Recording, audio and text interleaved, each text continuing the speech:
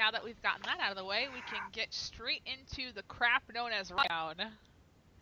I'm gonna go ahead and preface this by, I did not see the first, hour and, 15 minutes of it, but Julie kept me posted. She saved herself.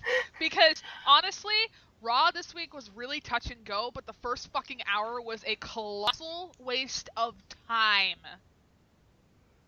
The only time where it really picked up was, when Sami Zayn and Miz were in a match together. And, I mean, it was still kind of bumpy in some parts, but that's where I really saw any improvement. So, people writing that episode of Raw, stop that! Where I came in, I asked Julie why God hated me. Because the first thing I see was Brie Bella coming out. As soon as I turned it on, that, Brie mode happened, and I literally was like, why? What have I done? I feel like we need a Brie mode audio clip. Ugh, can we fucking not? Yeah, okay. I'm not nearly blackout drunk enough to be Brie mode, okay? If you say so. But anyway, I'm yeah, whatever. So, the first match that I remember seeing was Dolph and Triple H, which was the best part of the entire night. Mm-hmm. Honestly, that match was really good. And it kind of proved that Ziggler is one of the best workers in WWE that isn't getting the accolades as everybody else. He is a fucking workhorse. He's a whipping boy, that's all he really is. But every time he gets in it doesn't matter who he's facing. It is a fantastic match every single time. That kid can go.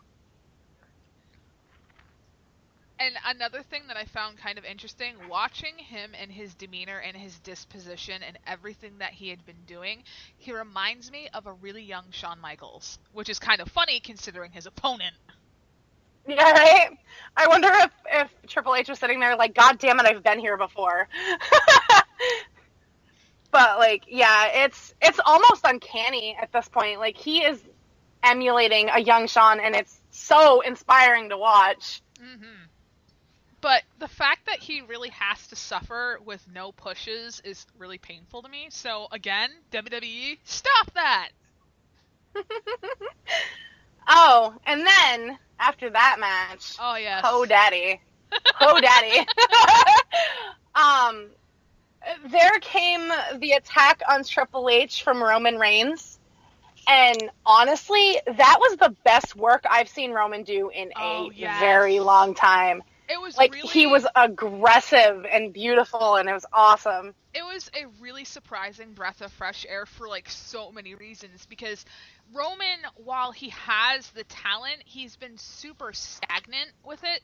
He hasn't really tapped into his potential, and that's half the reason why people are bitching about him, not just because he's being thrown down everybody's throats, but he doesn't have what he needs to get the people on his side. I mean, did the whole aggressive nature and beating up Triple H get him over with the fans? No, not at all. But it did give you a real glimpse into that whole animalistic, carnal side of him instead of the whole reserved crap that we've been getting lately. So WWE, keep doing that. Yeah, that I didn't know what to expect when he came out. I'll admit that very much, because I was kind of expecting the typical, you may have broken my nose, you may have broken my spirit, but herp-a-derp-a-derp kind of crap. That's what I was expecting, and then he just comes out swinging and just, I'm gonna absolutely kill you in front of your children, and I'm just whoa.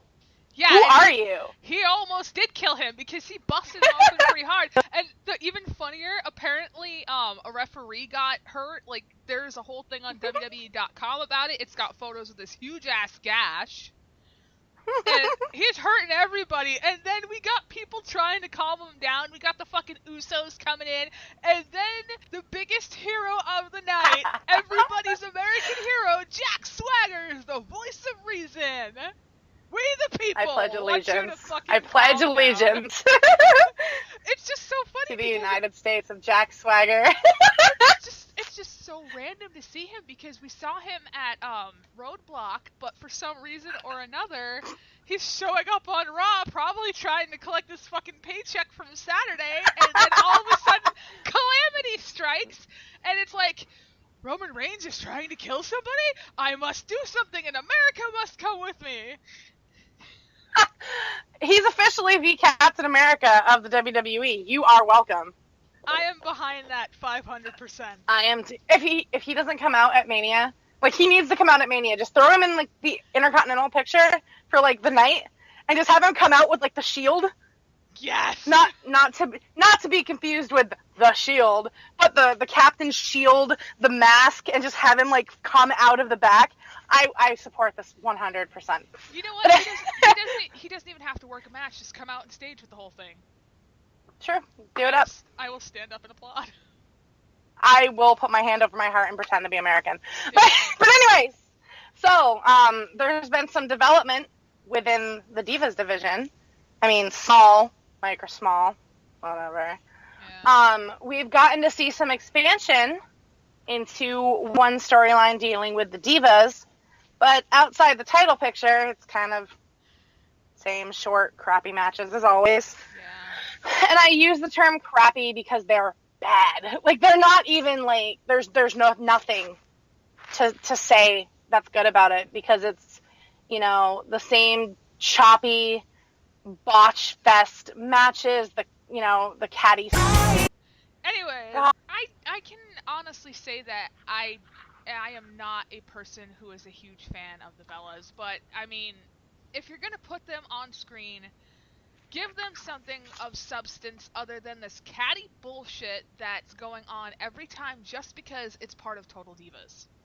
Like, you don't even need it in the ring. Total Divas should be its own fucking train wreck entity. Okay? I have not watched a single episode of that because I know if I watch that, it's going to taint my opinion on most of the divas on there. Because it is such a scripted shit show. It really is, and that's the problem. But, it just bothers me so much that they try to do this whole Divas Revolution thing, and Divas Revolution shouldn't just mean the people that just came up from NXT. It should be a change for the entire locker room. And while we get more than one match and more than one segment, they should be of equal substance, and we don't have that. Not even. It's not even close. Like, not at even all. Not even once. So it's really disappointing to just see these women who are obviously trying, like, really, really hard to get better in the ring. Take Nikki Bella, for example. Yeah. Or not, we're not fans of her. Or, obviously, Brie, but that's another story for another time. But, like, Nikki has worked her ass off. And she is improved. And I'll give the double its due. Like, I will. So, it's kind of crappy. And I know one day we're going to get Nikki back, and, you know, I hope she does get healed up to the point where she can be able to wrestle again. I mean, I'm not really going to like it, but at least she's doing what she loves, and everybody should have that chance. But do not fucking put her in a twin storyline. Do not, well, I guess they won't be doing that because apparently Brie's leaving around summertime. But, like, when she comes back, she should be able to create her own character, her own stance. It should not be the Bella Twins alone. Yeah, and the thing about the Bellas specifically, I think part of the reason I disliked them such, and, you know, I'm not going to sit here and bash Nikki because of the two, she is the one putting in the work. But, like, I don't like them because they can't stand on their own. They can't. The WWE has tried numerous times to have it be like a twin versus twin storyline where, like, Nikki's the bad one and Brie's the good one, and they're trying to get them to fight. And that storyline was terrible. Like, I wanted to shoot myself like the Jerry Springer thing that they had for that one segment. I sat here like, are you fucking kidding me? This is what we're wasting our time on? Like, I know they're trying to develop their stuff in the, you know, on the mic, in the ring, stuff like that. But those are not the storylines that you need to be telling. No, and it's like, you have total divas for that catty shit. Mm-hmm. You know, in the ring, they shouldn't act like that. Like, under no circumstances should total divas bleed into the programming. It just shouldn't. And even, like, outside the fact that it's a horribly scripted reality show, I think it was very strange, just because of the fact that Total Divas is taped, like, 3 months in advance, what we see on live right now. So, it didn't really make much sense. No. But we digress. So, anyways, one of my Stop it! Yeah, stop that!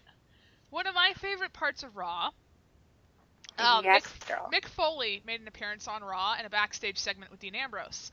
And they had talked about this upcoming WrestleMania match between Brock Lesnar and Dean Ambrose, and Foley brought up a bit of encouragement in the way of showing Lesnar the past.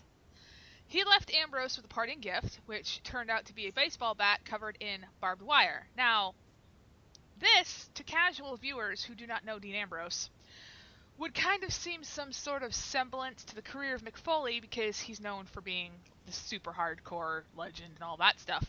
But in this essence, we are looking at Dean Ambrose's past, and for people like us talking right now to you, we see it as a nod to pre-WWE Dean Ambrose. He worked for a company that was called CZW, which is still around today, prior to his WWE stint, among many other companies, and he had some really memorable hardcore and or death matches, whatever you want to call it, which typically involve what Foley gave him as a present. And with that being said, if you're curious, Jon Moxley googs it. Because, honestly, I'm pretty sure that if this is the direction that they're going, not only are we going to get a really brutal match, we are going to see 50 Shades of Jon Moxley in that fucking ring. I, for one, am excited. Yes. I am very, very pumped. I'm not a Lesnar fan. I like Paul Heyman, but I don't like Brock Lesnar. And I just can't get behind him. I didn't like him when he was first there. I still don't like him today. I mean, the Suplex City thing was funny at first, but I can't get behind him. You know? Yeah. I don't know. I just see some corn poke with a bad attitude, and I just can't. I can't see past it. Like, I see him as this cauliflower-eared, goofy fuck, and I can't. Like, my brain won't comprehend it. I understand. Because I just see him, like, I need an advocate. I can't talk. Like, my advocate says, I'm going to beat your ass, so I'm going to beat your ass, and then I'm just going to stand there like I have no idea what's going on. I don't know. I'm not a Brock fan. I wasn't a Brock fan when he was first there. I thought he was a douche when he was in UFC. Like,